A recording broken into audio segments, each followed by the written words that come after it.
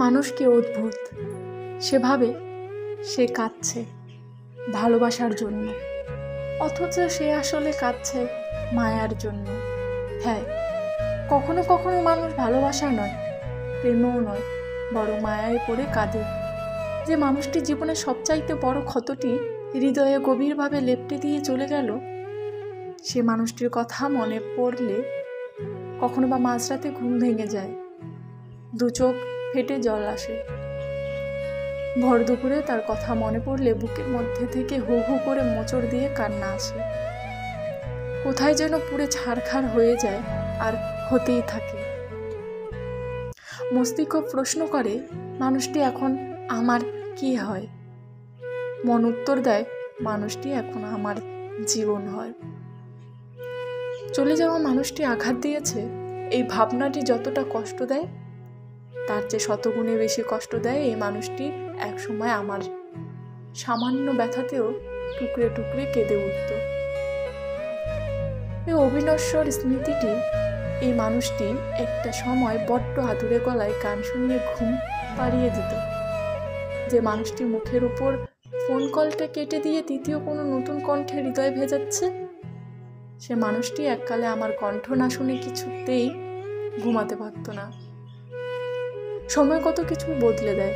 আমরা মানুষটির জন্য নয়, বরং মানুষটির সাথে জড়িয়ে থাকা স্মৃতিগুলি মায়ে আটকে থাকি বলে যন্ত্রণায় এমন করে সারাক্ষণ কাতরাই। হৃদয়টা শুধুই পড়ে আর পড়তেই থাকে। কখনো থেকে প্রিয় গানটি ভেসে এলে মন কেঁদে ওঠে, যে গানটি একসময় তার অপূর্ব বেসুরা গলায় শোনার জন্য আমি প্রতীক্ষায় থাকতাম।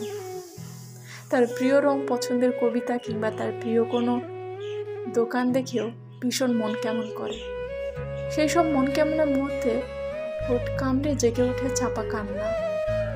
কখনো চোখের তারায় নাচে মৃদু হাসি।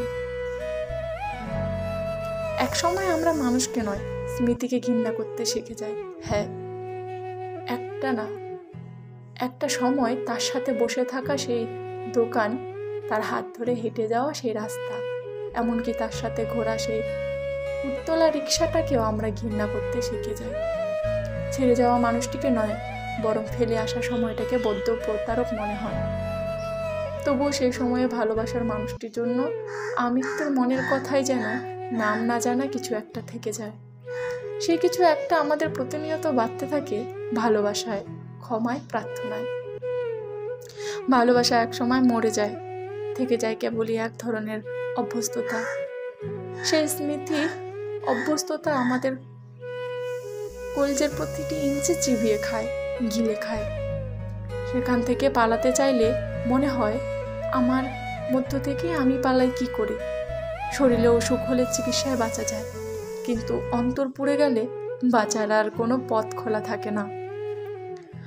আমাদের শরীরে মনে এই স্মৃতি জমতে থাকে ইউভি টিভির মতো। সেই উইপোকা আমাদের খুঁটিয়ে খুঁটিয়ে খায়। শরীরে মৃত্যুর বহু আগেই মনের মৃত্যু ঘটে যায়।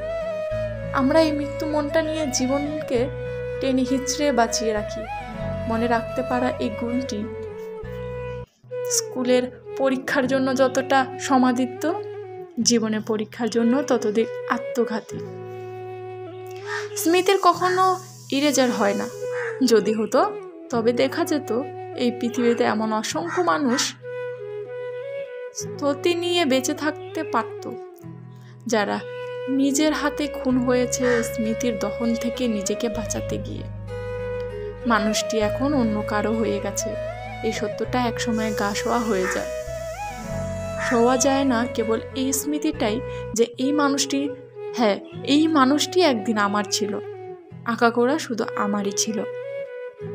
এই পৃথিবীতে আসলে কেউ কারো হয় না। এই বোধটা যখন আসে তখন সত্যি অনেক দেরি হয়ে যায়। কারণ লাশও আমাদের ততটা কষ্ট দেয় না যতটা কষ্ট দেয় তার সাথে কাটানো প্রিয় অন্তরক স্মৃতিগুলি। এই জন্য বোধহয় ছেড়ে যাওয়া মানুষটি ফিরে এলেও বারবারই শূন্য হাতে ফিরিয়ে দেই। যদিও এর পর মুহূর্তেই দেখি কার জন্য জানি ঘড়ির কাঁটাটি থেমে থাকতে চায়। জ্যোৎস্না দেখলে চোখ ভিজে ওঠে, বৃষ্টি ছুলে ঠোঁট কাঁপতে থাকে। হায়, কার জন্য যেন প্রতিদিনই একবার করে মরে যাই। মানুষটাকে নিতে পারি না, অথচ মানুষটার স্মৃতিটাকে ছাড়তে পারি না। এর নামই বেঁচে থাকা।